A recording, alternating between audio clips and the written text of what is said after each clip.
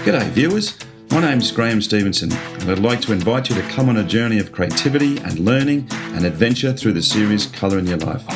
There's an artist in every family throughout the world, and lots of times there's an artist deep down inside all of us as well. So grab your kids, your brothers, your sisters, your aunties, uncles and mums and dads and come and see how some of the best artists do what they do.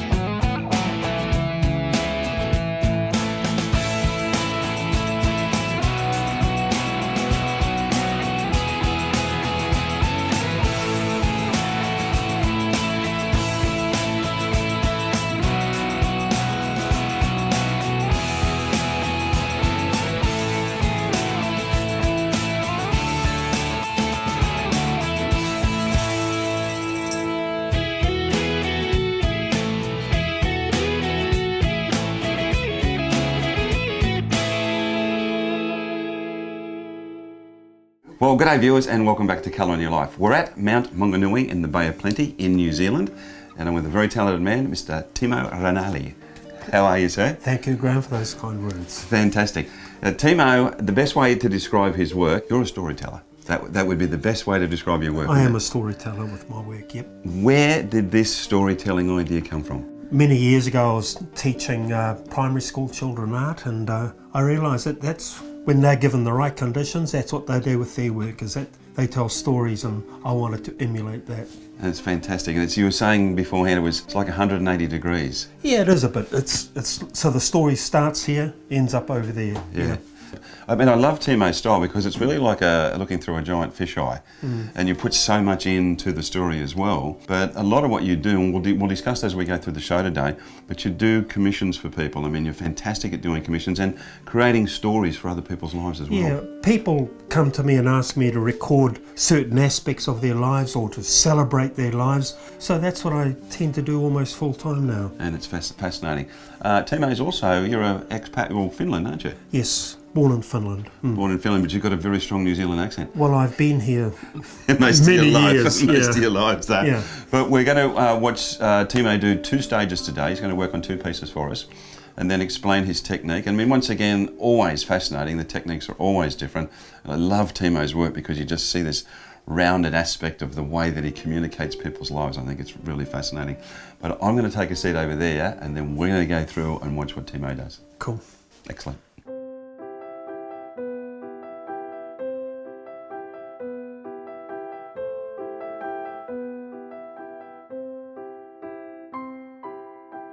Now I can see that you've got a sketch pad in front of you that's obviously very similar to what we have up here. Now, can you explain that to the audience? What's the story with that? Well, my clients give me a brief. In this instance it was to capture the essence of their life on their farm. This is what I call a concept sketch or working sketch, and it becomes like a discussion document with the client. So this is what I present to the client. It's just a quick ink and pencil sketch, and then we can decide where people should be placed. The final painting may not necessarily look exactly like this, but it's a starting point, and so the painting is, the proportions will be basically the same. As you can see, I grid that out to look like that, and then I just transfer it onto the canvas.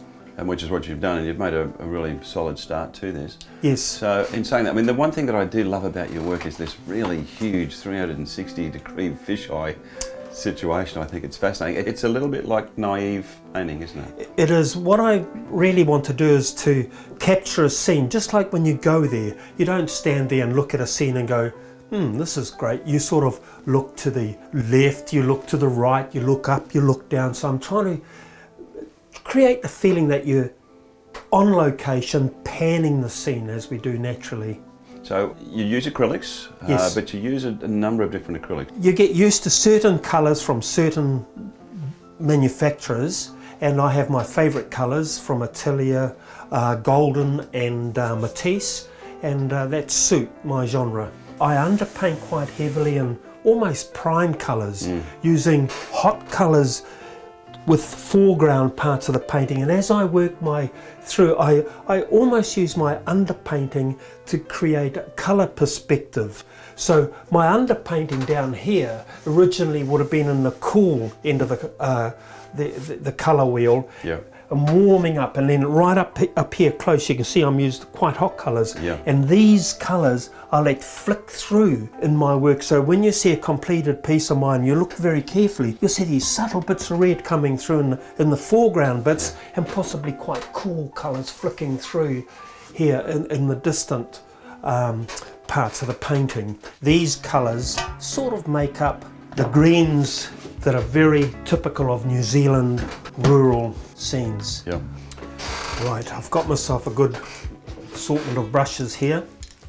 What I'm going to do is, generally this sort of work still takes me 2 or 3 coats, because the first job I do is I just lay down a pretty quick undercoat, if you like.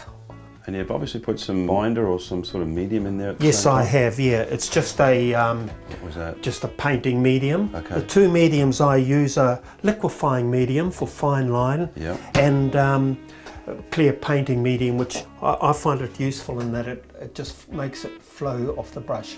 So all I'm doing is laying down some pretty basic colour here, but not covering my underpainting totally, just leaving little bits. And I'm just going to bring this up a bit, and I'm not worried if the colours aren't even at all. In fact, I'm trying to stay away from an even colour. Yeah. So with these first coats, I'm not too concerned about detail or anything like that. That will come later. I'm trying to, for my own sake, actually create a mood and an atmosphere, because that's what I'm trying to do, is to capture the essence of this place. You're obviously a man that very much enjoys his work. Oh yes, I love my work. I'm very fortunate in being able to do this full time. So this is my first coat here that I've done, and when that's a little bit dry, I'm going to go over and add texture. Then of course there's going to be fence lines put in, and bushes and trees and cow poo and all kinds of things like that. Yeah, yeah. Yours is the type of work that you can come back and look at a week later and find something else that you didn't see the week before. A lot of people tell me that that's one of the things they enjoy about my work, is that they can look at it and years later see something that they hadn't noticed when they first got the painting, and I find that quite intriguing. I mean, obviously these colours are coming out of your head for a start, aren't Yes. they? You know, you're not really using any guide whatsoever except for the black and white sketch.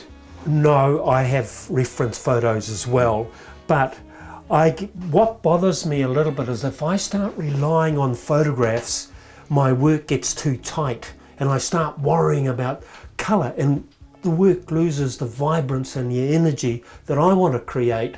So I'm mindful of colour, but I like to give it a touch of my own, because I want to create something that's energetic and vibrant. You know, particularly when you're doing commissions, you literally could paint any scene anywhere in the world from this perspective, whether it be the Eiffel Tower, whether it be the Statue of Liberty. You know, these are pictures that are looking down, that are telling this magnificent story about everything around it. Yes, and look, I just love to get out there and get overseas and do a bit of different stuff like that. It looks like you're using a linen on the stretcher there, so is that linen, or is it cotton of some sort? Or? No, this is a cotton polyester mix. Yeah. But the reason it probably looks like linen is because I've had this canvas stretched onto aluminium stretcher bars. Let me show you here. Did you just say aluminium? Aluminium. You said yes. aluminium. Aluminium. I've never heard of that. Have a look. This is designed in such a way by a local Tauranga man, Yeah. Steve from Tangies, and you can put braces either way. But the beauty of this is that it's so strong, it's absolutely true and straight. You can really give this canvas a good stretch. So a polyester cotton mix, for example, you can get a nice ping to it. Let me show you a profile of the stretcher bar. Here it is here, look. You can see that this here is the back of the canvas. And what Steve has cleverly done, he puts an insert of plywood into the back there, and that's the surface that the canvas gets stapled onto. The canvas then comes around this edge of the stretcher bar, Yeah. which gives you that, so you don't get any line coming across. Yeah. Fantastic. That's amazing, isn't it? Absolutely fantastic. I've never seen that before, ever. And look, they're so, if you're going to do big paintings, they're fantastic because you can really put some tension onto the stretcher bars with the canvas. You can get a nice taut canvas. They're absolutely true, so when you hang them against the wall or fix them against the wall, don't hang these, you fix them, they're dead flat and dead true, and they don't warp with heat or humidity. Brilliant. That's absolutely amazing. Yeah. That's incredible, in fact. Now, Timo, you were telling me before that you only had one day to get the information together for this particular painting. Yes, yeah. You're right, at the moment you want to check some of the colours, Yes. particularly for the tennis court. So how did you get all this information together? What did you do? I take reference photographs, and with these reference photographs not only give me detail, but they also give me colour information that when you're sketching in black and white you don't get. Okay. So I keep quite a comprehensive file on each job, and what I've done in this job is I've actually joined all the photos together to give me quite a wide scene. Now, if you have a look at that, it's actually a huge scene that I'm basing this painting on. It goes from the house here, there you can see the suggestion of the pergola suggests the house, right through to this tree which is going to sit out here. What I've also included is information that my client gave me about their milking shed, which is actually just below the brow of this hill. And you can't see the road from where I'm doing the painting from. You can see that this farm track from this corner of the section. But what I've done is I've used a bit of license and just dropped the lawn part down a bit so that we can see the farm track that brings the milk truck into to the milking shed and past the, I think it's the share milker's house, down into here. So I'm including information that photographs don't show. So it's just so important for me to go onto location to prepare my work and see what's there and to feel what's there. So even to the extent that one of your clients flew you to Vancouver to actually do a painting because you said, the photos aren't any good to me because I can't see everything. Yes, I had a Canadian people that were living here in Mount Maunganui. They, for short term, for 6 months, they saw my work and wanted a couple of paintings of their homes in Vancouver, and they asked me if they could send me photographs if I could do the paintings. I said, well, no, I don't work off photos. I have to go on location, and so they ended up bringing my wife and I over to Canada to do the work. And I was so right in doing that too, because I discovered that in Canada, for example, the sky is a different blue to New Zealand. The rocks are a different colour, the air is a different colour, and I had to relearn colours to paint there. So you can't rely on photographs, not for my work anyway. You've actually got some other great commissions that you've done, and one's called logging. Yes, they were dairy farmers and then sheep farmers. Then they eventually converted their farm into a tree farm. And this is coming to the end of their time on this block of land, so they wanted a painting to commemorate this important part of their lives. And so I was called in to commission it. It's a wonderful piece too. It's just very, very evocative of how they must have felt. There's another one that I really like, and it's called From Mount Drury, and it's looking over Mount Maunganui. Yes. And the town, and it's just a fantastic piece. It's sort of like from mount to mount. My clients love the mount. They live in a sort of semi-rural area on the outskirts of Tauranga, but they wanted to capture the summer of living in this area, and so they love the beach. The client, she climbs the mount regularly. Their family comes over here to picnic. So even though the painting shows a really wide scene from the harbour to the ocean, they still wanted to be in the painting. So right down there, if you look carefully, you'll see groups of people, and that's my client's family. Now, some of these paintings that you've done, Yes. they're absolutely enormous. Yes, they are. You've painted literally metres and metres long. There's one that's in a big corporate centre here in New Zealand that's how many metres long? Well, my biggest painting on canvas was actually for a private client. It lives in a house here in the Mount. It was 4.66 metres long. There you go. Next week I start on one in here which is 9 foot by 6 foot, which runs the whole length of this back wall in my studio. Yeah. So I'm looking forward to that. But yeah, I love doing big work. I really love doing big work.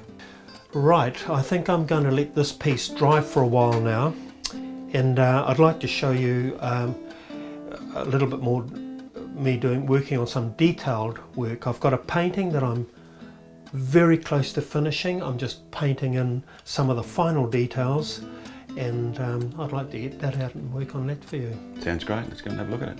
Yeah.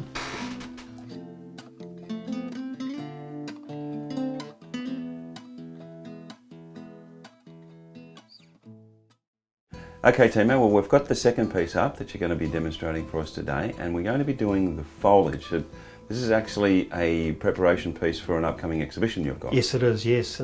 Yeah, beautiful piece of work. Thank you. It really is. And once again, you've also done another sketch. I love the fact that you put all these sketches together beforehand. Yes. To get to the result of what we've got here. First of all, I mix up quite a dark base colour which is made up of blue, black and Mars violet. I'm going to use another medium now, liquefying medium, which allows my brush strokes to be a little bit thinner. Part of being a successful artist, which you are, is that because people love your work so much, you've branched out into licensing. You've got a number of different products out there that people purchase just to simply have part of what you do, and that's pretty much. You've got t-shirts, cards and jigsaw puzzle. It's a plethora of Timo products. Yes, Timo Design is a company that I started up many years ago. We did t-shirts and prints and jigsaws and placemats and greetings cards. The images are available to be licensed or used for various things. Well, that came about as part of the really successful book that you had, which sold out. Yes. I mean, you won't think you're doing another reprint, but you had images in there. Roween, which is a small town. I think that was a fantastic one. Another one of Riverton. Riverton, yeah. Which is a trawler in the harbour, which once again you can just see the storytelling in there.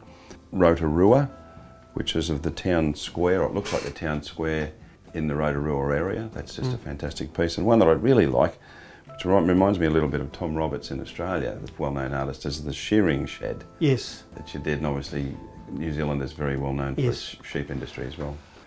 Okay, what I'm going to do now is just start adding in a bit of highlight. Right, so you can see that some of the highlights are coming in, and these will sort of start representing individual bits of bark, if you like. Some areas of highlight as the light is flicking through the foliage, a bit of light coming through there. If you build your paintings with small touches of colour and stroke, it's layer upon layer. Okay, I'm going to start painting the foliage. I'm going to use a slightly different approach. I'm going to pre-mix my main colours first, and I've got all the ingredients ready again down here. I'm going to use a mixing palette with 6 troughs in it, and start by mixing a couple of base colours. I start out with a little bit of turquoise, a bit of phthalo blue, Naples yellow, and a touch of cadmium green oxide. I think I'm just about right there. I am. So what I'm going to do is start off by just putting in my first head of broccoli. One of the things I love about painting is that you're not dead sure exactly how it's going to turn out. You know, it just evolves and it grows, and I just love that. And now I'm putting in the highlights, or the start of the highlights that hit the heads of the broccoli, if you like. So I'm sort of half closing my eyes, and notice how the greens on this tree are a lot warmer than the ones there, so that there's a good contrast between the trees. So it's sort of like getting smaller and smaller, but Yeah. getting more highlighted and more highlighted. Yeah. This is the last bit of highlight I put on before starting to paint the individual leaves. Yeah. So just adding these just little bubbles or umbrellas of highlight here. Yeah. And when I paint my individual leaves, these bits of highlight that I'm putting in now are areas that I'll put the very, very light leaves. Right, I'm just lightening my colour. I'm painting in the next value of shading on this tree. Just throwing the foliage in quite loosely. And once these are outlined a little bit, they will jump out even more. Righto, one of the last stages on the foliage itself is I'm going to outline the leaves. This will sharpen the whole appearance of the tree up, and I'll also pick up little bits and pieces where I need to add a bit of shade and maybe even have to revisit again with highlight. So what I'm doing is I'm just going to go around the leaves and it separates them, and it even creates some new leaves with some of my underpainting. So this job can take ages, but it's well worth it. Just picking out in that realistic, naive style that you have developed. Yeah. Well, as you can see, guys, we're screening up the final image now, and it looks absolutely fantastic. Okay, guys, fantastic day. Wonderful, Timo. Cheers. It was my pleasure, Graham. Thank you. That was really cool. Great day. I love the realistic, naive way that you do what you do, and I love your comment about standing on top of the world wherever you are. I think that's fantastic. Timo's also got a fantastic book out if you want to purchase that as well, so just get in touch with him. It's all of the pictures that he's put together literally for quite a while, isn't it? Yes, yeah. Beautiful, beautiful stuff. Now, if they want to get in touch with you, what's your website address? timodesign.co.nz, one word, Timo Design. So we go from there. Yes. Also, particularly for those people throughout the world that watch the show, commissions. I think that what Timo does as far as his commission work is really fantastic. You get very personal with the people. You really create lives around, or landscapes and issues around their Yes. lifestyles Yep. as well, which I think would be fantastic for people to get in touch with him as well. Also, obviously, come to colouryourlife.com.au and our Facebook page. And don't forget, guys, we have tons of DVDs out these days, so come in and have a look at the DVDs. You'll be able to see Timo and all the New Zealand guys on those DVDs pretty soon as well. We're going to head off again. Love this country. People are fantastic. And remember, until we meet again, make sure you put some colour in your life. We'll see you guys. Bye now. Bye. cheers.